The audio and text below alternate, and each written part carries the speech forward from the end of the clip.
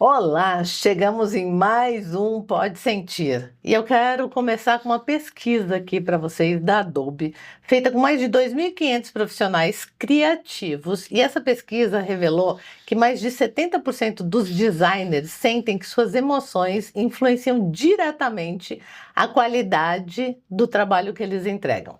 Mas se sentir é inevitável, por que ainda falamos tão pouco sobre esse assunto? No episódio de hoje do Pode Sentir, nós vamos explorar o que acontece quando a criatividade encontra essa vulnerabilidade. O nosso convidado é o Fabrício Alencar, designer, super blaster master, vocês vão ver. E ele também está aqui com um papel muito importante de já transferir conhecimento para vocês, experiências, inspirações. E ele é um dos profissionais mais sensíveis e potentes, isso mesmo, parece até dicotômico, mas é assim. Ele é muito sensível e muito potente, e ele traduz isso de uma forma cheia de emoção em cada entrega que ele faz.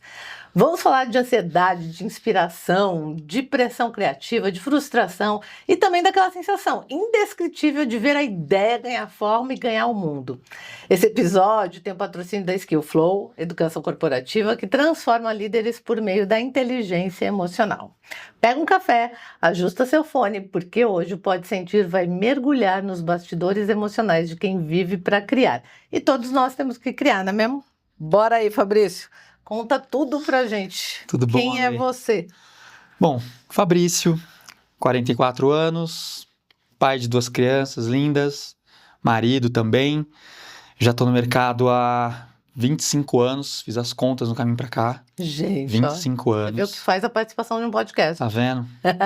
Tive que fazer a retrospectiva, né? E só na área de educação, né? Porque a metade dessa minha carreira foi dentro da área de educação corporativa, né? Atuando como designer, atuando como criativo, né? E para quem está ouvindo a gente, um designer faz o que na educação corporativa? Qual é a tua grande missão ali? Tem bastante coisa que dá para fazer na educação corporativa, né? Normalmente, o trabalho básico da gente ali é na formatação dos materiais de aula, né? Desde as apresentações que vêm dos consultores, dos professores, os materiais que são usados em sala de aula, HOs, e-books, digitais ou não, né? Tem que ser o e-book no caso do digital e um book, um handout no caso do físico. Tudo que tem a ver com os materiais de utilização.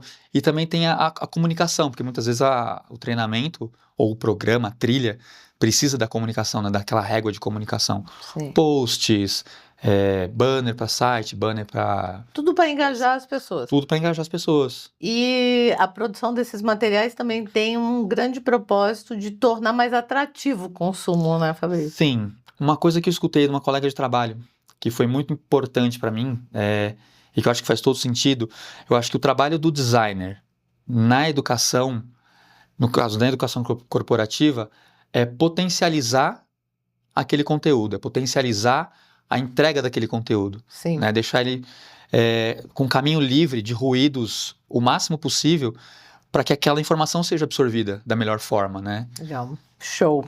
E aqui é um podcast de sentir, né? Uhum. Sobre emoções. Eu quero te perguntar, tu lembra do primeiro projeto de design que você fez, que você sentiu algo forte nele? Forte, positivo, negativo, Tanto faz. Pode ser um de cada. Puxa vida, o primeiro de todos, foi lá em 99, tipo, o primeiro trabalho, foi bastante forte, assim, me marca até hoje, porque além de ter sido o primeiro, né, foi a minha entrada no mercado, assim, oficial, que eu considero a entrada oficial, tinha muita insegurança envolvida, né, assim, eu não tinha, foi uma época pré-internet, assim, né, ou engatinhar da internet, Sim. engatinhar do fazer com a informática, ainda de computadores e tal. E foi muito difícil porque eu não tinha referência nenhuma, eu não tinha para quem perguntar, eu não tinha onde pesquisar. Foi para uma editora, na verdade era uma gráfica que tinha produtos editoriais, hoje ela não existe mais, infelizmente, e eram livros para colorir infantis, porque na época, quando eu me formei no início, a minha ideia era atuar com literatura infantil, né, porque eu comecei como ilustrador, e foi meu primeiro trabalho, eu, tipo, vibrei ao mesmo tempo, né, só, caramba, pus o pé, Só que, e agora? Né? Como é que eu faço esse E como negócio? é que eu faço isso? Porque eu sabia fazer ali, né? Papel e lápis, e as tintas e tudo mais. E era um livro para colorir, já tinha uma questão de informática ali envolvido, porque tinha que escanear, tinha que tratar aquele negócio. Aí você dá aquele somebody love, assim, com muito nervosismo, né? Claro que tem problemas nesse caminho, porque, Sim. né, para ser o primeiro e sem experiência nenhuma, mas funcionou, né? E aí, na sua abertura, você falou dessa coisa de ver o negócio pronto, e foi a primeira vez que eu senti também, quando eu recebi, né, depois de algumas semanas, o material pronto, que eram, se não me Impresso. engano, 4 livrinhos Ai, que para legal. colorir. Não tem eles, não? Ai, deve estar perdido em algum canto, porque eu sou um pouco desleixado com o meu portfólio, eu confesso, assim, porque tem essa questão de eu me sentir me renovando, sabe? Sim, Eu não sim. fico olhando muito para trás, assim, então Show. não sei onde eu pus, mas se eu encontrar um dia eu te mostro. Vamos tirar uma foto, postar. Não, se eu encontrar eu vou fazer isso, aí você coloca lá pro É, pessoal porque ver. essas coisas que é muito interessante. Eu estava conversando com uma pessoa hoje de manhã e falando super sobre isso. Que ele sempre foi muito influenciador, tal, não sei o quê, de repente saiu de onde estava, e aí agora ele está se sentindo meio perdido. Ele falou, gente, a gente não pode largar a nossa história, a gente tem que se apropriar dela para dar o próximo passo, né? Pegar isso, olha que legal a história que você acabou de contar, né? O Sim, quanto ela te influenciou para você vir até aqui. Então é exato. muito legal ter essa conexão. Não acho que fica amarrada, né? Você não pode ficar preso. É isso, mas ter aquilo como um degrau que você subiu, que te impulsionou. Sim. E nessa trajetória desse primeiro projeto, qual era a emoção mais latente? Eu acho que era medo. É muito. Senti muito medo. Medo de não dar conta, medo de não entregar no prazo, medo de não ser suficiente, medo de, sabe, aquela sensação de que eu acho que é normal. Hoje eu tenho menos, mas acho que é normal para todo mundo que tá na área criativa. E é um clichê também falar disso, que é aquela síndrome de impostor, né? Sim. Do tipo, meu Deus do céu, eles vão descobrir que eu não sei nada, vão descobrir que eu Não sou tão bom não sou quanto bom quanto eu achei que eu era, quanto eu tava dizendo que era. Mas eu acho que foi isso, assim, eu senti bastante medo. Enquanto fazia, sabe? Eu tava lá desenhando, porque era tudo no papel ainda, depois Sim. passava a caneta preta para finalizar e tudo. E pensando, gente do céu, isso não vai dar certo. Isso não vai dar certo, eles não vão gostar, isso não vai vender, isso não sei o que. Enfim, E quando você viu impresso, qual foi a emoção? nossa, não dá nem para descrever direito, assim, qual é a emoção. Acho que foram várias. Foi um misto de alívio, né? De ver Ufa. pronto. Ufa, De falar, caramba, passou, saiu. acreditaram. Saiu do forno, né? Exatamente. Não me substituíram, não chamaram outro, né?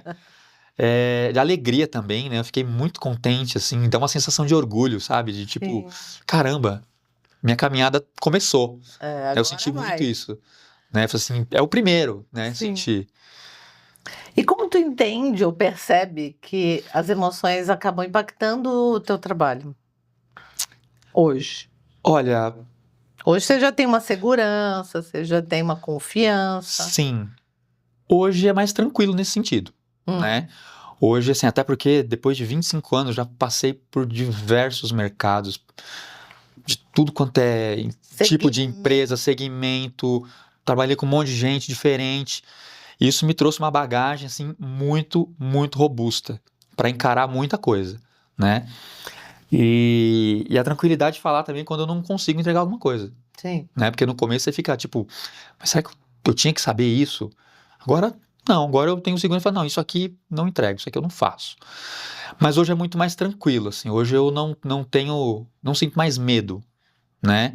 Eu acho que hoje o que eu sinto quando chega um projeto é mais assim, a empolgação mesmo de começar, né? Principalmente quando é uma coisa que foge um pouco ali da rotina do dia a dia, né? A gente fica esperando aquele projeto diferente, aquele projeto que é um pouco com um viés, né? Que vai além daquilo que você já faz. Mas não sinto mais medo.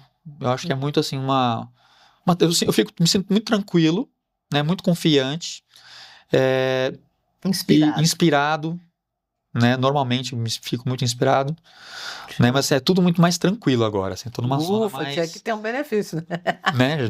né? Por favor, depois de tanto tempo. E qual é o tipo de projeto que te desafia? Tu tem um exemplo de um último que te desafiou?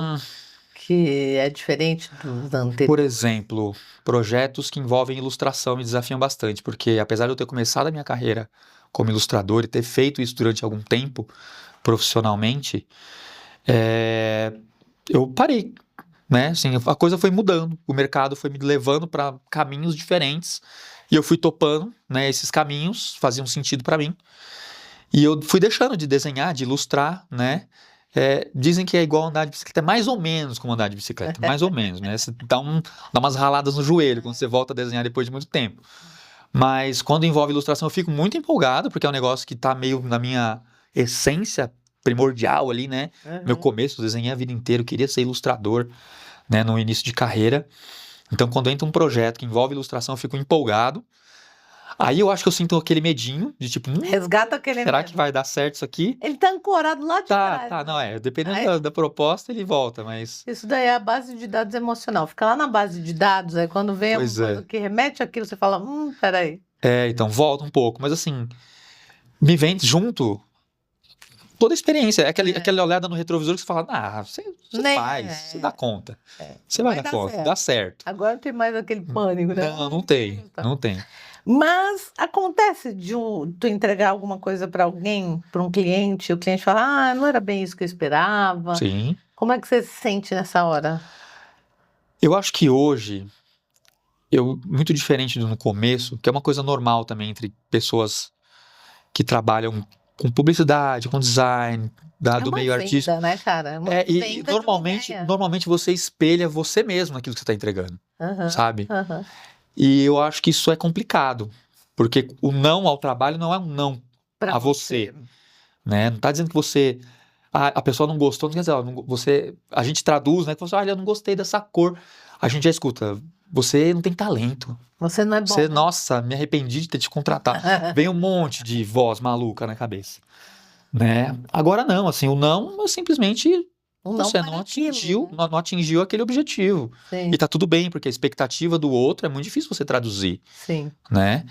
O que o outro quer, o que o outro tá sentindo, às vezes o cliente nem sempre consegue trazer pra gente exatamente aquilo que ele tá querendo. Às vezes nem sabe, Verdade, na né? maioria das vezes. A maioria das vezes não sabe, quer ver pra entender, Sim. né? Começar a partir dessa referência. Exatamente. Ela fala, não é bem esse o caminho. E aí, às vezes por aí fica mais fácil. Uhum. E dependendo da conversa, quando você já tá falando com a pessoa, você já saca, assim, que Tem um ela tom não ali. sabe bem o que ela quer. É. Então, assim, eu vou fazer o que eu acho que pode ser um caminho, Pra mudar. mas já preparado que isso pode cair, né? Uhum. Então, assim, hoje, o não pra mim, ele funciona mais como ferramenta, né? Porque o não, ele me direciona. Sim. Eu já sei muitas Esse caminho não é. Esse caminho, muito do que tá aqui, eu já não preciso seguir. Aquele caminho eu já não vou, Uhum. né? E me dá insumo para fazer questionamentos melhores para seguir pro caminho certo. Então, o não hoje, ele não me dói, já me doeu, né? Eu já fiz algumas coisas com você, já produzi alguns materiais que você Sim. fez, toda a parte, né, do que a gente vai falar em sala, fica bonito. E já vi, né, algumas situações onde existiram essas necessidades de ajuste. E uma coisa que sempre me chamou a atenção na tua postura é que nesses momentos onde o cliente, de alguma maneira, remetia para, não era bem isso, eu percebia em você uma curiosidade. Uhum. Faz sentido? Ou era só Faz uma alucinação sentido. da minha parte? Tu não fica afetado, tu fica curioso, tipo Sim. assim, tá, então bora lá, o que é, né? Porque, assim, o meu papel enquanto designer é resolver um problema, né? Sim. Então, assim, o meu prazer não é só ter a peça pronta, ter o material pronto. Claro que é bacana quando você entrega, você tem uma energia que você coloca ali, mas para mim o principal é atingir o objetivo que precisa ser atingido, sabe? Assim, no caso do consultor, ele olhar para aquele material, ele saber que faz sentido para a aula dele, para o jeito dele, para o estilo dele, ou para o cliente entender que aquilo tem a ver com a empresa dele ou com a equipe que ele vai Sim. apresentar, né? Então, uma curiosidade, sim, de entender mais. E, assim, a cada questionamento, a cada não, você tem um aprendizado, né? E o que você foi aprendendo sobre si mesma nessa gestão aí de expectativas externas, que às vezes nem é só uma expectativa, né? Uhum. Por exemplo, em alguns trabalhos que você faz, você tem o teu contratante, tem o cliente do contratante, Sim. né? Tem a pessoa que vai usar o material, então tem diversas expectativas. E tem a tua autenticidade criativa que você falou. que você percebe que você já aprendeu sobre você nessa situação de ter que lidar com diferentes expectativas? Acho que é justamente isso, assim, que eu tenho que estar preparado para lidar com diferentes expectativas, para estar preparado para lidar com diferentes momentos de cada pessoa, porque às vezes você entra numa conversa, numa reunião em que o tom não seria o mais adequado, né? A pessoa, porque muitas vezes já vem de um processo, já caíram projetos na minha mão, assim, tipo, de outros designers, outras consultorias, a pessoa tá insistindo, não tá funcionando, ela já vem brava, né? Então, assim, não é sobre mim. Já É uma tá coisa, ali. uma coisa que eu aprendi também, assim, é me colocar na distância correta, né? Entre o que a pessoa tá sentindo, o que ela tá falando, e quem eu sou, e o que eu sinto, e o que eu posso entregar, Sim. né? Então, isso foi um grande aprendizado. E me colocar também, que é o que eu falei um pouquinho antes, não distante do trabalho, mas entender que o trabalho não sou eu. A crítica ao trabalho não é uma crítica a mim, Na sua né? pessoa. A minha pessoa, ao meu talento, não é nada disso. Sim, É uma coisa que você muito precisa legal. entender. Vamos fazer um curso sobre isso. Bora. Porque a maior parte das pessoas personificam, não. E é normal, né? É muito normal Muito e é uma normal. armadilha. Acho que para quem está ouvindo a gente aqui, um não é sobre você. Exatamente. Não falar somente sobre o outro tá cuidando das necessidades dele, né? Não é desqualificador, não é, mesmo que às vezes seja meio desengonçado, não é sobre você. Exato, é o que eu ia dizer, porque às vezes esse feedback ele vem esquisito. Vem torto, né? Porque muitas pessoas, principalmente no meu caso, né, que o design tem uma questão técnica, na verdade é uma questão muito técnica, né? E às vezes o repertório da pessoa é gostei, não gostei, feio, bonito. Entendeu? Bem isso. Então, você tem que entender que assim, a pessoa também não tem o repertório que você tem, né? E aí o que que eu faço vou tentando guiá-la também. Falar, tá, você não gostou, o que que tá feio? Ah, eu não gostei desse elemento, mas ele tá feio porque você acha que ele tá deslocado conceitualmente. Aí eu vou tentando traduzir, né, aquilo que é um tecniquez, porque eu tô enxergando que é o repertório da pessoa. Sim. Normalmente funciona, normalmente Tu é dá um bom. bom tradutor, então. Foi outra coisa que eu aprendi, assim, porque o normal é a pessoa falar não gostei. Por que você não gostou? Não sei dizer. E é normal, a pessoa não Sim. tem treinamento, ela não tem experiência com programação visual, com design. Sim. E é muito doido, né? Porque cada um enxerga uma coisa na mesma coisa, Exato, né? exatamente. Você tá criando nossa marca, né? Paul Sim. Shaper aqui, que é do coração. E é muito engraçado, porque desde a primeira arte que você mandou, eu já vi o PUS, Matheus, que porra é esse monte de bloquinho aqui? É o PUS, aí você não tá vendo ele, não tô vendo nada, não. É muito louco isso. Sim. Né? Então, o design, na verdade, atua diretamente com a percepção, né? Sim. E percepção também precisa de repertório, precisa de treinamento, né? Então, para mim é muito interessante ver isso, porque, de novo, vai me trazendo aprendizado, vai me trazendo subsídios, assim, de como é que eu tenho que conversar dependendo do cliente. Se o cliente eu vejo que ele não entende de design, não tem essa bagagem visual, né? Então, isso foi me ajudando muito durante meu caminho. Tu consegue perceber o quão útil são essas coisas que você tá falando? Depois tu assiste tudo de novo o podcast. A gente vai trabalhar juntos num projeto. Você consegue perceber o quão útil são essas competências que você foi desenvolvendo ao longo do tempo para um líder usar, por exemplo, com seu time? Olha, quando estava liderando um time, eu não tinha essa consciência não, assim, que você colocou aqui na mesa, né? Eu acho que foi uma coisa meio natural, mas quando eu assumi o cargo de liderança, uma coisa que foi minha grande preocupação foi, tipo, eu preciso entender o que é isso aí, né? O que é liderar? Nunca tinha liderado. Já vi um monte de slide. Já vi um monte de slide, né? Mas eu mesmo nunca passei por isso. E tem muitos conceitos, né? E você vai adequando a tua definição, né, de liderança, o teu jeito. Isso é muito doido, sabe que para mim é uma das coisas mais intrigantes, porque liderança é um dos temas mais publicados, comentados, e não tem um frame que isso é liderança. Não tem como. É a mesma coisa. Tem 300 milhões de formatos de falar isso é liderança. Sim, é o mesmo faço. O que é design? O que é arte? Cada pessoa, você vai ter, claro, convergências, né? Sim, sim. Mas cada um vai ter a sua definição, né? E acho que você tem que encontrar a que melhor cabe dentro das tuas expectativas, dos teus propósitos, Do do teu teu uso, caminho, né? do teu uso, né? E assim, uma coisa que quando eu estava estudando sobre liderança me veio muito foi você tem que ter a habilidade de lidar com diferentes perfis. Uhum, Porque sua equipe tem que ser plural, né? No meu ponto de vista. lógico. Acho que uma equipe plural ela é mais rica, né? Imagina um monte de Mauricietes, vários Mauricietes Né? juntos, assim. Então, não dá. Ia sair sempre a mesma coisa. Ia ser tudo igual, né? Muito legal. Até para as conversas, as discussões serem Isso é diferentes muito e útil para os trazerem. líderes, viu, seu Sim. Fabrício? Já vai plantando essa semente aí. Então, acho que nesse ponto foi isso, assim, foi importante para conseguir conversar com todos os perfis de pessoas que estavam trabalhando comigo. Sim. E quando tu sente que está travando, por exemplo, a tua criatividade, o que você costuma fazer? Ou o que está por trás desse bloqueio? E o que você costuma Aham. fazer para tratar? Olha, o bloqueio ele pode acontecer por inúmeras razões.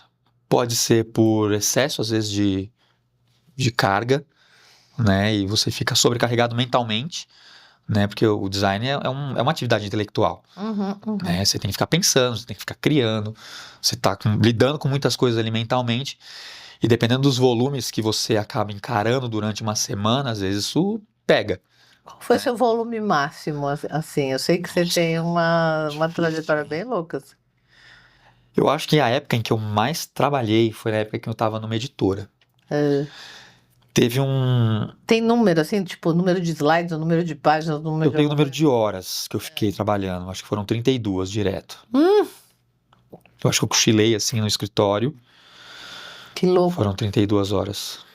Caraca, e aí não tem como não bloquear, né? Não, aí Não. assim, é que num caso desse, eu já estava indo num fluxo que as coisas mais conceituais ou mais as elaborações mentais ali já estavam meio que resolvidas. Era o fazer, né? Era a produção, Uhum, né? Que tinha que sair. Então, os caminhos já estavam dados, né? uhum. A produção é que tinha que correr. Acontecer. Então, assim, é exaustivo, né? Deus. Depois você não consegue fazer mais nada, né? Então, assim, a carga, ela É uma influencia. questão. A pressão também, muito grande. A pressão até que eu me acostumei muito, porque assim, eu nunca trabalhei em lugar que não tem pressão. Não existe, pra mim, Eu também não conheço. lugar que, é um Mas lugar que não tem a pressão. Vai ter pressão, não tem jeito. tem expectativa, Tem tem expectativa, pressão. tem pressão, né?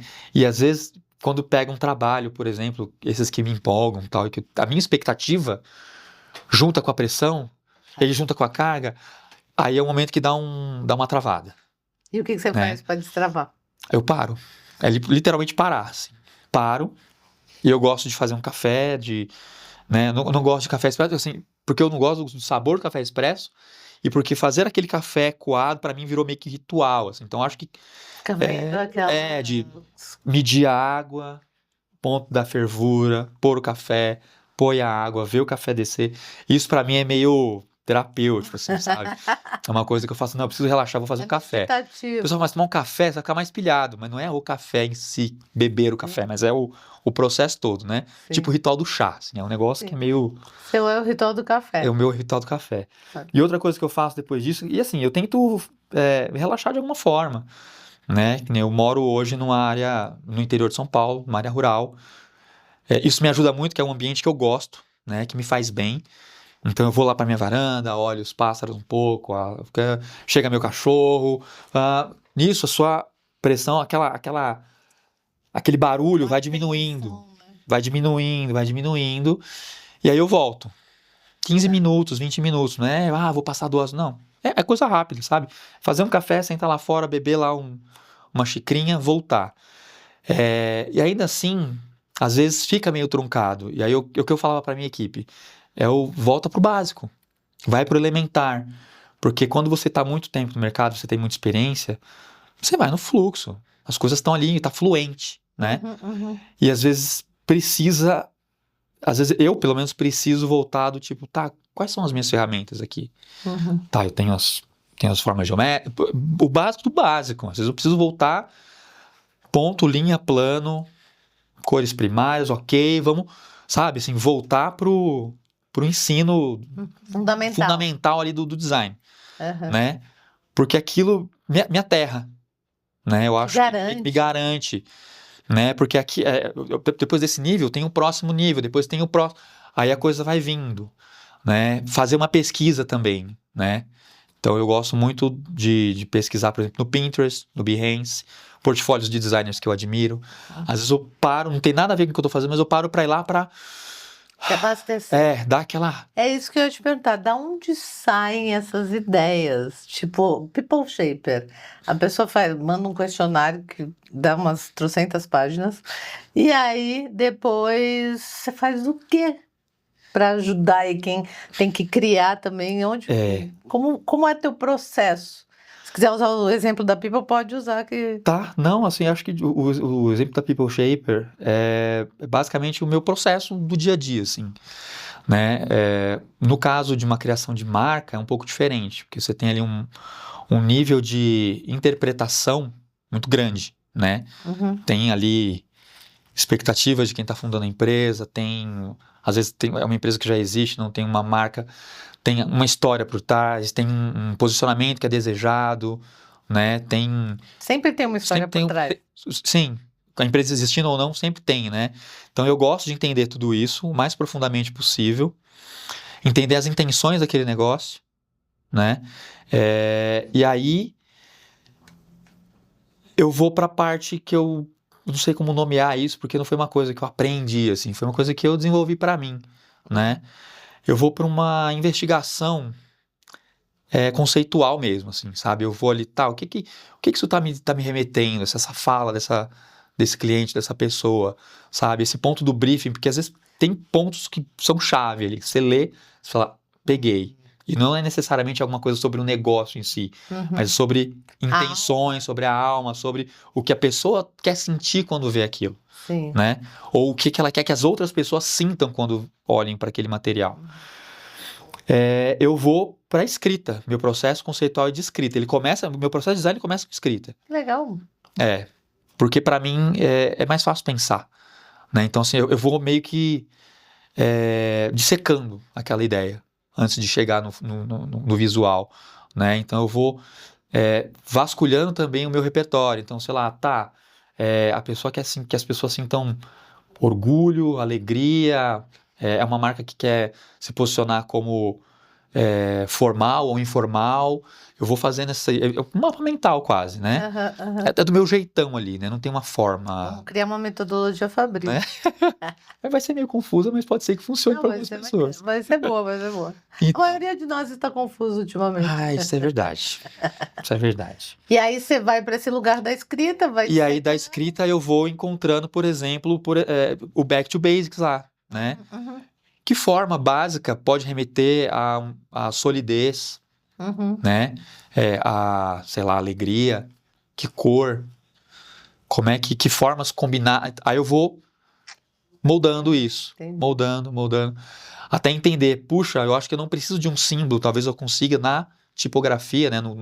Na fonte ali, no desenho da fonte, trazer já esse significado. Sim. Ou não, eu acho que aqui, e é um pouco de feeling mesmo, de experiência e de repertório, né? Sim. Porque o designer tem que ter repertório, não tem como uma pessoa ser criativa sem ter visto muita coisa antes. Até né? para poder explorar, né? Para explorar e para saber onde posicionar aquilo que ela está fazendo, porque no design, principalmente no design de marca, tem muito isso, né? As pessoas querem se posicionar em algum lugar ou fora daquele lugar. Você tem que conhecer aquele lugar, né? Como é que as empresas, como é que é a cara daquelas empresas ali, né? Você tem que ficar ali. Das que eu quero evitar. Das que você quer evitar, exatamente. Então você tem que conhecer isso para saber onde é que você vai levando as coisas, né? Sim. E de onde vem esse negócio de querer ser designer? Qual é a tua história? Eu acho que a minha história é muito parecida com muitas outras. Eu comecei com desenho, sempre desenhei muito. Desde criancinha? Desde criança. Teus pais estimulavam isso? Sim. Teus pais são da vibe da arte? Ou não? Não. Meu pai era mecânico de máquinas de costura, né? E minha mãe costureira. Ai, que legal. Rolou um match ali. Um conflito de interesse ali junto, né? Muito bom. Uma intenção, uma segunda intenção ali, além do casamento. Dos dois. Dos dois. Muito né? bom. Então, assim, o meu pai também não era uma pessoa que tinha estudo, ficou muito longe nos estudos. A minha mãe, acho que foi até o colegial, né? Aham. Na época dela tinha um outro nome que eu não lembro mais agora. Também não lembro. Minha mãe só foi até a quarta série, nem no colegial. Então meu pai também, ele chegou até a quarta série, depois... e os dois vieram do Nordeste, então meu pai veio pra cá com 17 anos pra trabalhar, né? A minha mãe já veio com a família toda, foi uma história diferente de caminhada, assim, né, da família.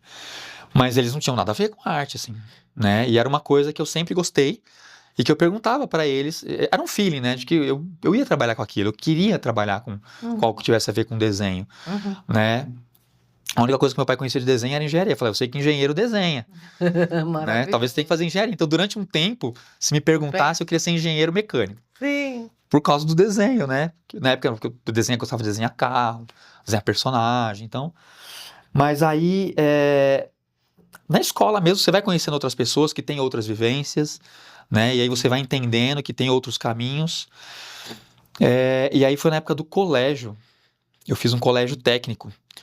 E eu tava ali me preparando, porque, né, oitava série, né? Metade da oitava série. Uma amiga minha falou assim, olha, você que gosta de desenhar, sabia que tem um curso que tem desenho? Curso técnico? Eu falei, tô salvo, porque eu ia fazer ou contabilidade ou processamento de dados, que era o que eu conhecia. Deus é Fabrício. Olha Pois que a é. gente ia perder. Ou eu ia ser um bom contador? Não, acho que não. Contador, acho que não. Não, acho que não. Ah, melhor designer. Design foi Tá o bom. caminho certo. É. E aí lá eu tinha esse curso, né, que era voltado para a área de publicidade. Aham, aham. E foi ali que o meu leque ampliou, assim. Eu fui do conhecer papel sulfite e lápis de cor para inúmeras técnicas de pintura, escultura, para matérias mais teóricas, como a própria história da arte ou meu Deus, a semiótica, Uhum. né, a questões emocionais, psicológicas da Gestalt. Ali que eu comecei a ter contato com o design ali também, Aham, né? aham. E aí saindo do colégio, foi em 99, quando eu comecei a minha caminhada, tinha me formado, consegui Sim. esse primeiro trabalho. Eu vi colegas indo para a faculdade para atuar com design, para fazer desenho industrial na época, Ah, né? Então, assim, eu não saí direto do colegial para a faculdade. tá. Eu fiquei 2 anos ainda ali, explorando, tentando entrar no mercado de ilustração e tal, para depois entrar na faculdade. O que foi muito bom para mim, Você porque eu tá já fui com mais maturidade, né? Sim, Fui com as ideias um pouco mais claras. E aí me apaixonei pelo design. coisa legal, E né? as coisas foram caminhando muito por esse lado também, né? Sabe que eu sou uma curiosa de saber de onde vêm as coisas, assim. E eu tô, inclusive, lendo um livro que fala Não Começou com Você, né? E tu fala dos teus pais não terem esse repertório. Eu tenho um exercício que eu faço em algumas mentorias, às vezes até em treinamento de autoconhecimento, que é a árvore genealógica do conhecimento. Interessante. E aí eu peço para as pessoas pensarem nos pais, mas principalmente nos avós, paternos e maternos, e investigar o que Uhum. eles gostavam, o que eles faziam bem, como é que era a história deles. E normalmente a gente captura muitas habilidades dos nossos avós. Que curioso. É muito legal. Depois tu me conta quando tu investigar. Tá bom, vou contar. Pode ser muito legal. Interessante, nunca tinha dado esse passo além, assim, não. Tem várias coisas que influenciam isso. Uma delas, né, inclusive que nesse livro ele explora bastante, é o fato de a gente ser concebido já dentro do útero da nossa avó. Porque quando a nossa avó tá lá na barriguinha da mãe dela, da bisa, ela tá formatando o óvulo que vai gerar sua mãe. Uhum. Então já vem uma história aí. E a sua mãe, quando é gerada no útero da sua avó, ela está concebendo todos os óvulos que vão gerar você. Sim. Então a gente vai carregando as Nossa, memórias. muito incrível. É muito legal, Muito muito incrível. legal. E aí eu brincando desse negócio de investigar, comecei a perceber que a gente traz muita coisa dos avós. Não sei se é bom ou ruim para alguns, mas é um recurso. É interessante investigar mesmo. É legal, né? E quando a gente está falando de história, de vida, teve algum momento chave que você se deu conta de que seu talento valia mais do que o restante do pessoal que trabalha com a mesma coisa? Eu não cheguei a pensar, assim, que o meu talento valia mais do que o de outras pessoas, mas eu entendi que estava valendo mais do que eu achava que estava valendo. Hum. Eu nunca fui muito de me comparar, eu fui muito de me comparar assim, mentira. A gente Fui sempre se muito, compara. fui muito. Eu acho que as coisas começaram a mudar quando eu parei. Tá. Quando eu parei de me comparar com os outros para me comparar comigo mesmo. Essa foi uma virada, Essa foi então. uma virada. Tu lembra desse momento? Lembro. Não faz muito tempo, não. Não faz muito tempo, não. Foi logo antes de eu ter contato com o mercado de educação. Uhum. O ano, mais ou menos, 2014, 13, 14, por aí, Uhum. né? Não, 15, por volta dos 2015. Tá. Em que eu tava numa crise bem grande, assim, de profissionalmente, sabe, assim, quase larguei, fui tentar estudar outra coisa, né, assim, pra uma área de desenho técnico, desenho ainda, mas técnico, Sim. que era uma coisa que eu tava, sabe, assim, tipo, Tava com asco. assim, do subjetivo, Sei. porque design é isso também, é muito subjetivo, por mais que eu te traga aqui, eu te fale dessa taça, e te traga um monte de coisas técnicas para falar, muitas delas são subjetividades, são coisas que, impressões minhas, percepções minhas, que você pode ou não concordar, que você pode não ter o mesmo repertório que eu, né? E eu tava num momento em que eu tava bastante machucado, porque eu entrei numa vibe de que eu não era bom. Só que o problema não era que eu não era bom. Era o lugar em que eu estava, não era o lugar para eu estar. Isso é muito útil para quem está ouvindo a gente. Eu sempre pego pessoas que estão numa. Normalmente procuram mentoria ou quando tem uma oportunidade ou Sim. quando está numa crise. E é muito impressionante, e eu gostaria até que a gente registrasse para quem está ouvindo a gente aqui, que se você está se questionando se você é bom, primeiro, antes de se desqualificar, dá uma olhadinha no teu entorno e verifica se isso é mesmo real ou se são as pessoas à tua volta que por algum motivo estão querendo te convencer que você não é bom o suficiente para levar alguma vantagem com isso. Eu vejo isso muitas vezes, Sim. infelizmente. Sim. E a gente cai, né?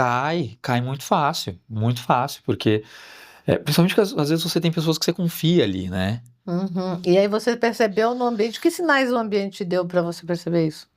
Olha, Leia, na verdade, acho que eu só percebi depois que eu saí do ambiente, assim, que eu tava ainda numa crise financeira junto, né? Uhum. Porque além de tudo, eu já não tava trabalhando mais. Aí eu falei, não dá, não tenho mais condição de voltar para essa área, né? E aí tudo fica muito mais difícil. A tua busca por uma nova oportunidade fica mais difícil porque você não acredita em você. Sim. Como é que você vai convencer alguém a acreditar, né? Por mais que você ensaie, assim, é um negócio muito louco, porque quando você... Tenho certeza que você já passou por isso. Quando você tá muito confiante, e não no sentido de prepotência, né? Não arrogante, certo Exatamente, de si. certo de si, assim, você sabe do que você está falando, Uhum. você tem experiência com isso, e você conversa com alguém e passa aquilo para a pessoa, pô, Nem legal, questiona, né? nem questiona, né? Pode até não concordar, Sim, mas mas ela percebe que exatamente tem percebe que você sabe do que você está falando, tem fundamento. né? Porque você traz essa segurança também para ela. Sim. Eu tava num momento que eu não tinha segurança nenhuma, assim, nenhuma. E foi muito difícil, assim, eu cheguei, como eu te falei, a estudar outras coisas, estava entrando numa outra área, até perceber que, assim, tipo, mano, vai ser muito insuportável eu ficar longe do que eu amo, porque eu amo o que eu faço, né? E aí eu me liguei, aí você faz aquela análise, né? Por que eu tava sentindo aquilo? E aí Por que eu você me se senti tocou. tão pra baixo? Aí eu fui me tocando, que querendo ou não, eu não sei qual que é o processo neurológico, neurocientífico por trás disso, vão vindo as falas, vão vindo os rostos, vão vindo as situações, e você fala, cara, não era você. E aí as coisas começaram a mudar de todos os aspectos, a partir daí. O distanciamento desse meio ajuda você a enxergar melhor o meio, Sim. porque às vezes quando tu tá muito perto, tu nem enxerga. Exatamente. E aí tu foi resgatado, tu se resgatou. Sim. Deu medo também, porque você não tem certeza daquilo, né? Você acha? Não tem ninguém ali pra você perguntar, pra você trabalhar aquilo, pra você, né, elaborar aquilo com mais profundidade, assim. E eu sempre fui, é uma coisa que minha esposa sempre falou, você pensa demais. Minha mãe falava, você pensa muito, vai logo, né? Mas esse processo de pensar muito também me ajudou. Porque eu sempre fui de fazer minha autoanálise, assim, sabe? Eu sempre fui muito crítico também, autocrítico, né? Mas eu aprendi a transformar aquela autocrítica que era normalmente negativa, do tipo, eu não posso, eu não sei, não sou o suficiente, não consigo, para do tipo, por que você tá achando que não sente? Ou que não sabe? Por que você tá achando que não é suficiente? Né? Transformar isso num processo de investigação. Legal. Talvez isso também tenha a ver com isso que você falou, dessa curiosidade que eu tenho para entender. Sim. Por que você não gostou? É, Por que você acha que isso aqui não funciona? sim. Né? Eu acho que Foi um me jeito acostumei, que foi um você jeito. encontrou de sair disso. Foi. Legal. Né? E aí eu comecei a me posicionar logo no começo, assim, eu lembro que eu recebi uma proposta para trabalhar como um freelancer, né? Alocado num lugar e eu tava assim, na merda financeiramente. Na merda. Quem nunca, né? E a pessoa me ofereceu uma fração do que eu precisava. Só que chegou uma hora que eu falei, eu preciso pedir o que eu sei que eu valho. Não dá para fazer por menos, né? Porque eu ia fazer, ia chegar naquele lugar de novo. E aí eu bati o pé e falei, não, por menos que isso não dá para fazer. E aí consegui chegar. Aí falei, opa, então pera. Né? Aí você começa a entender onde é que você vai se posicionando. Sim. Né? Mas é um negócio que demorou uns anos, assim, demorou um tempo para E requer aprender. coragem, né? Coragem. Requer se expor. Eu sempre tenho uma máxima que até nome de um treinamento, quem se expõe ganha mais. É uma vulnerabilidade à prova ali. Só que o legal da gente perceber o que tu tá falando é que, obviamente, se alguém te pergunta quem você é, Fabrício, tudo que a gente sabe sobre nós é sempre em relação ao outro. Não tem como, né? Tem alguns teóricos, enfim, tem um monte de caminhos que ficam buscando quem é você, independente de qualquer coisa. Eu falo, gente, é impossível. A gente é sempre algo, alguma característica, qualquer coisa em relação a outra coisa. Concordo. Não tem como, né? E aí tu vê o poder das relações. Sim.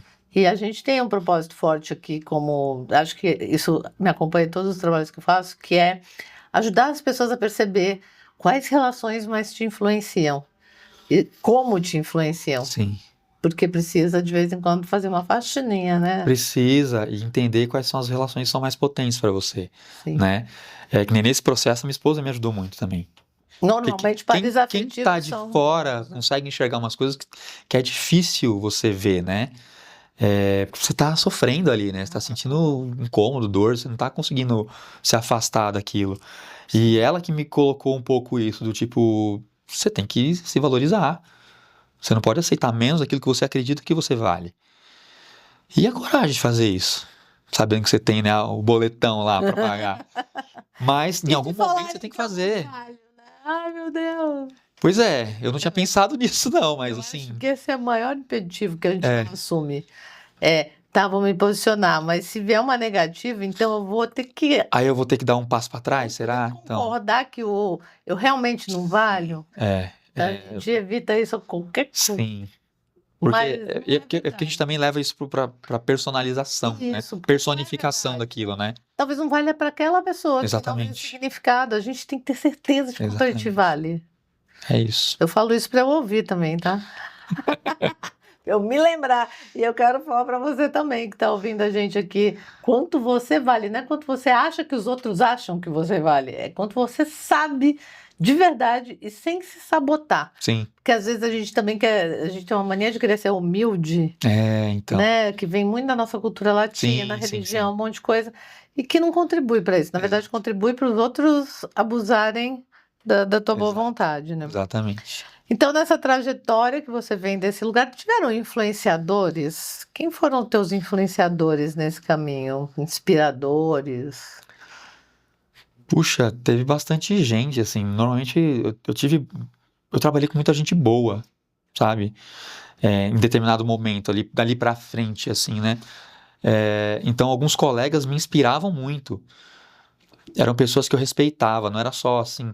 Porque às vezes você cai na tendência de se sentir ameaçado, né? Ou de querer ser melhor, mostrar que é melhor. Eu nunca tive isso porque eu vi que era uma oportunidade tão grande de eu aprender um pouco mais ali, sabe? Assim, não era uma coisa muito racional, era meu, assim, eu tinha isso. Claro que eu queria ser bom também, tanto quanto aquela pessoa e tal. E era legal quando a pessoa me elogiava o meu trabalho, eu depois falava, tô chegando, tô conseguindo. Mas eu trabalhei com muita gente boa, assim, designers mesmo que estavam ali no meu dia a dia, né, colegas de trabalho. É algum que você pode citar aí que vai Tem ouvir a alguns. gente vai te chamar depois? Faz um tempo que eu não tenho contato com ele, mas o nome dele é Daniel Brito. Ele é fantástico.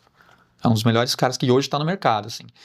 Naquela época, eu lembro que ele também já estava com a trajetória inicial. Dava para ver que ele ia brilhar. Tava na cara. Tá brilhando. É um cara que tá famoso até. Assim. E é um Que cara que legal. me inspirou muito e me inspira até hoje. Uma você conhece, Carol Lopo também. Carol Sim. Lopo tem uma energia que é Maravilhosa. invejável, né? Puxa vida. Teve um outro rapaz também que trabalhou comigo, junto com o Daniel, que chama...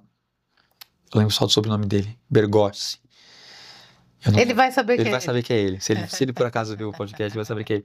Também era outro. Assim, eram as duas pessoas que eu procurava sempre me manter por perto, né? Uhum. Eles me inspiravam muito. E aí, assim, tem as referências externas também, né? Teve muitos designers que eu fui acompanhando, muitos estúdios que eu ia acompanhando, né? E entendendo aquele trabalho. Aquilo me ajudou também no meu desenvolvimento, né? Porque mais do que referência, para mim, algumas empresas elas são quase meio que escolas, Sim. né? Eu tento Pra entender o mim que está por sempre trás são, ali. né? Para mim, as empresas são o maior centro de educação Ah, sim. do universo, assim. A gente só não se toca disso. Ainda tem que criar uma universidade corporativa dentro da corporação, sendo que a própria corporação já é uma universidade, Pois é. com às vezes uns doutorados para a gente ter que lidar. E hoje, qual você percebe que é a emoção que você mais gera nos clientes? A que eu mais gero nos clientes, Aham. eu acho que é expectativa. Assim, é ansiedade pela expectativa. Boa, então eu tô Eu acho que é o ansiosa. que mais, Eu vi um ansioso recente em casa. né? Porque junta tudo, assim. Principalmente quando é uma coisa que é meio do zero, assim. A gente tá falando da construção de um uma- logotipo, né? Que é a cara de uma marca. Como é que isso vai sair? O que isso vai ser? Né? Aí você também tem junto ali o prazo, porque tem outras coisas que aquilo vai cascatear, né? E você precisa daquilo primeiro pronto para ter o resto todo, né? Então, mas aí tem outra que eu acho que depois eu acho que é a alegria, assim. Acho que eu vejo que normalmente quando eu faço as entregas as pessoas gostam, né? Assim, e curtem, e eu não sei se é por conta da maneira como eu lido também, eu percebo que as pessoas conseguem ser mais transparentes comigo, assim, sabe? Não é só tipo, não, ficou interessante. Não, nossa, cara, ficou muito legal, gostei muito disso aqui, traduziu o que eu tava querendo, blá, blá. Isso é muito legal, né? Entender que aquilo foi genuíno da pessoa, Sim. né? Você tá me falando que você é bom em criar relações de confiança. Eu não sei se eu sou bom, mas eu acho que eu crio, né? funcionando. Tá funcionando, eu tô conseguindo. O que você acha que faz isso acontecer? Você acha que é a tua transparência, se é a tua metodologia, ou é a tua história? Eu acho que é uma coisa que está em vários livros, vários podcasts. Já é uma coisa que não vou falar nenhuma novidade aqui. Eu acho que é a questão da vulnerabilidade mesmo. De você. É a pessoa entender que você... E eu acho que... E outro ponto também, que foi uma coisa que me disseram, é que eu não sou uma pessoa que tem o ego na frente das coisas. Sabe, assim, eu sempre fui muito genuíno nas minhas intenções com as pessoas, sabe? Se eu tô ali para aprender, eu tô ali para aprender mesmo com você. Se eu tô querendo teu feedback, eu quero seu feedback mesmo, entendeu? Por mais que não é um jogo, muito pelo contrário, né? Mas eu acho que, assim, mostrar que eu também erro, que eu travo, que às vezes eu não tenho certeza, que eu, tipo, eu tô na dúvida também, sabe, assim, e mostrar principalmente que eu tô tranquilo com isso, eu acho que isso é um ponto. Sim, que faz parte do processo. Exatamente, eu não fico envergonhado por não saber, eu não fico envergonhado por ter errado. Claro que não é legal errar, né? Sim. Principalmente que você é o cara que tá trazendo um problema ali, mas eu acho que essa percepção de vulnerabilidade me ajuda. Sabe, eu acho que isso desarma um pouco as pessoas também. Ajuda essas pessoas a confiarem que tem alguém do outro lado que vai falar a verdade, né? Sim. E se você pudesse conversar com pessoas que pensam em ser designers, né, que acham e precisam, de repente, ainda tem uma ilusão de que para fazer isso precisa esconder o que sente, ficar só no técnico, né? Tem muita gente que ainda acredita isso, não só como designer, mas em diversas profissões, que não pode expressar as emoções, né? Uhum. O que você diria para essas pessoas? É completamente o oposto. Principalmente quando eu posso falar pelo design, né? Que é a minha área. O design ele vai lidar com emoções diretamente. Você não tem como não colocar a emoção, né, e o sentimento na equação de um projeto de design. Não tem como, né? Principalmente, sei lá, se você vai querer ser, por exemplo, um designer de embalagem, você tem que provocar algum tipo de emoção, algum tipo de estímulo para aquela pessoa sentir. Ela tem que se conectar com o seu trabalho, né? Não só embalagem, mas qualquer outro tipo de produto que você vai criar, Sim. né? Tem uma carga emocional ali, né? As pessoas vão sentir alguma coisa com aquilo. Um aplicativo que você está desenvolvendo, a maneira como ela vai lidar com aqueles processos que você está desenhando. Não tem como você não pensar em emoção, Então, né? deixa ela transparecer. Deixa transparecer. Use isso como sua ferramenta, né? Não só transparecer, mas como use. Use as suas emoções, use o que você sente, Tem entenda o que o alguma outro sente. prática, porque quando a gente fala, usa a sua emoção para fazer isso. Tipo, tem alguma prática que você faz que você agora pode se dar conta que é uma prática de utilizar as emoções a favor do que você está fazendo? Você já contou que você se vulnerabiliza, né? Que você Aham. vai para esse lugar, mas na hora que você está ali, conectado com que emoção isso vai gerar, tu consegue secar algum método? Porque você já falou de alguns que você usa para si mesmo aqui. Sim. Assim, eu acho que é mais um método para mim mesmo, né? Não sei nem se é bem um método, mas Esses assim, métodos para si mesmo ainda vão valer muito, viu? Vou te contar. tomara, quem sabe, né? Mas assim, é sempre um exercício de se colocar no lugar. É difícil, porque quando você está fazendo aquele trabalho, você está muito enviesado, né? Porque ele tem expectativas suas também ali, né? De onde você quer chegar ou não. Mas chega um determinado momento, principalmente quando você acha que acabou. Pelo menos para mim é assim. Eu coloco aquilo na minha frente e tento olhar com um olhar. Tento muito fazer esse exercício do olhar de alguém que não sabe nada do que eu sei. E Sabe? Assim, desafiador, é né? muito desafiador, porque é Você muito tá- difícil. Como é que você vai anular tudo que você sabe ali? Mas você consegue, você vai, Eu acho que até um determinado nível, eu acho que sim. você vai. Por conta também de experiência, assim, porque eu conheci muitas pessoas que não são designers, eu tive muitos feedbacks de não designers. Eu sei mais ou menos como elas reagem a determinadas Questões. questões, né? Então eu acho que eu uso um pouco disso, né? É um exercício meio que tentar de empatia, assim, com Sim, e o falando cliente. de emoções que mexem e que você usa, quem mexe com as suas emoções? Quem mais mexe? mexe com as suas emoções hoje? Puxa, tem tanta gente que mexe com as minhas Pode emoções. fazer a lista. Tem eu mesmo, principalmente, sou o primeiro, né? Que bagunça um pouco aqui o Você coreto. afeta Me afeta pra caramba, mas eu também tenho os meus processos para se voltar, regular. né? Criançada mexe também com a gente, que é uma coisa de louco, né? Teus filhos mexem Sim, contigo.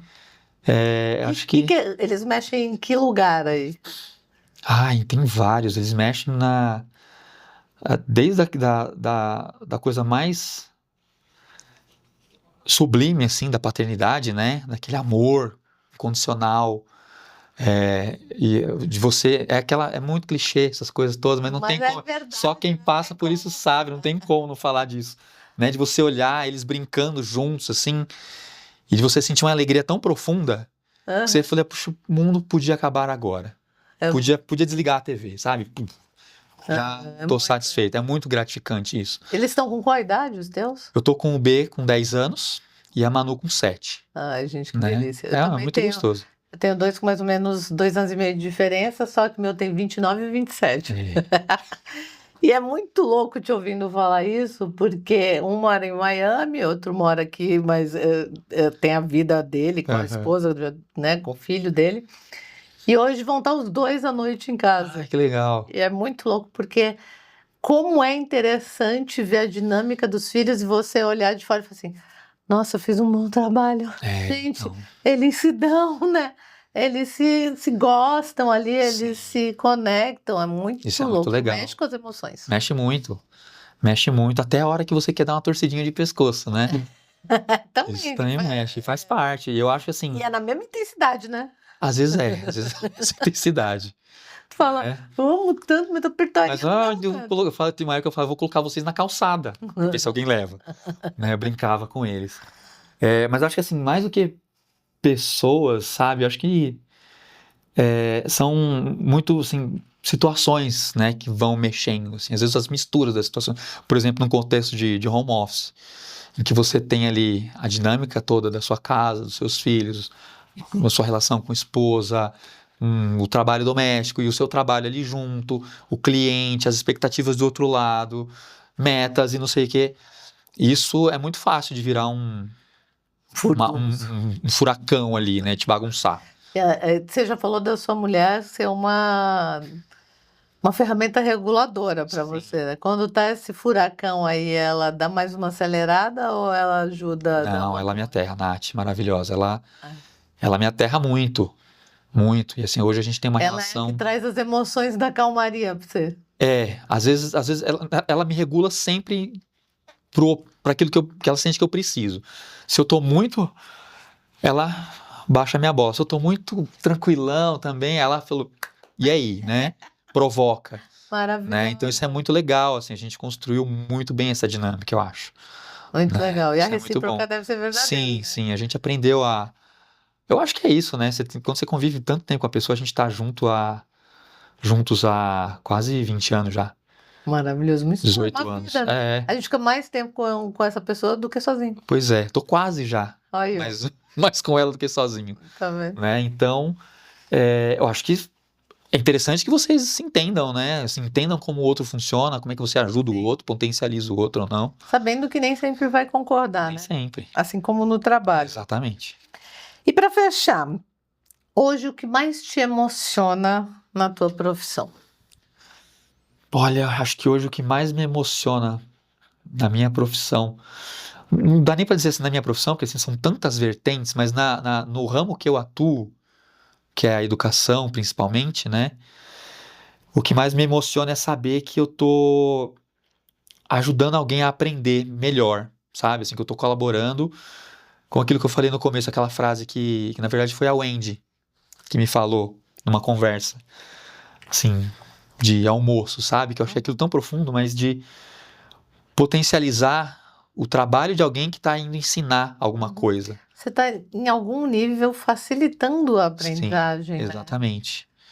Eu acredito piamente nisso. Porque a gente tem uma necessidade de consumo visual Sim. para ajudar na tradução intelectual, que quando a imagem é ruim, né, cria uma distorção Sim. que às vezes atrapalha mesmo a E a aprendizagem. imagem ruim não é nem uma imagem em baixa resolução, uma imagem... Não, Não, mas é uma construção mal feita. é Uma construção visual mal feita, incoerente. incoerente, É. que não leva o olhar, que não leva a percepção da pessoa para o lugar certo, ela mais atrapalha do que Você já ajuda. pode se denominar um facilitador. Ai, que bom. Aí, ó. Viu? Vou colocar no LinkedIn. Muito Facilitador. bem agora. Ai, maravilhoso, adorei. Gostei Amei muito essa também. conversa aqui. A gente tem que fechar, né? Porque senão ficaria aqui mais um tempo. Gente, a gente viu aqui com o Fabrício que o design pode até parecer alguma coisa só visual, mas no fundo ele é mais visceral do que a gente imaginava, né? Com o Fabrício aqui a gente entendeu que cada traço, cada cor ou cada escolha estética carrega muito mais do que técnica. Carrega uma história, carrega intuição, carrega às vezes insegurança, mas também coragem. Ou, enfim, carrega muita emoção. Se você, de repente, também é designer ou quer ser designer, quer ser minimamente criativo no que quer que você faça, ou simplesmente, né, quer trabalhar melhor a tua entrega de valor, talvez esse bate-papo tenha te lembrado que não dá para separar quem cria daquilo que quem sente. Então as duas coisas andam muito juntos. Sentir não é um erro, definitivamente, vocês ouviram aqui, né? Sentir é um recurso, é um percurso que não tem volta. A gente está sempre sentindo, mesmo quando a gente acha que não está sentindo nada. E talvez, como o Fabrício mostrou para a gente aqui, seja esse ponto justamente que transforma alguma coisa comum em algo incrível, né? Em uma experiência que realmente seja inesquecível, marcante. Esse episódio foi super conectado com o trabalho da Skill Flow, que oferece e apoia a gente aqui nessa dinâmica e que acredita que desenvolver líderes é, antes de tudo, ajudar pessoas a se reconhecerem com as suas forças, seus medos, suas emoções e fazerem algo de muito bom com isso. A gente se vê no próximo episódio do Pode Sentir e se você puder, sinta com intenção. Isso vai ser muito legal hoje. Até o próximo. Tchau, obrigada. Eu que agradeço, foi muito bom.